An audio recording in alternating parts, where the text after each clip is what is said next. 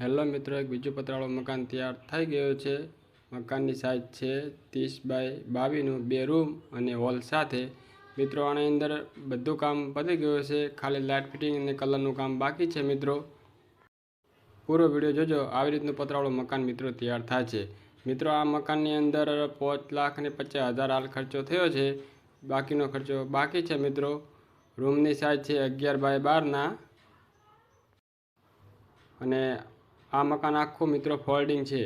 અભરાઈનો ભાગ ઉપરનો 2x3ના ટુકડા મૂકીને બનાવેલ છે અને બોરના ભૂંગળા તૈયાર મળે એના ઉપર આ આખું મકાન બનાવેલું છે મિત્રો। અને ઉપર મિત્રો પાણીની ખાળી બનાવવા માટે અલગ કેમિકલ વાપરી અને મેં ટાઇલ્સ ફિટિંગ કરેલ છે।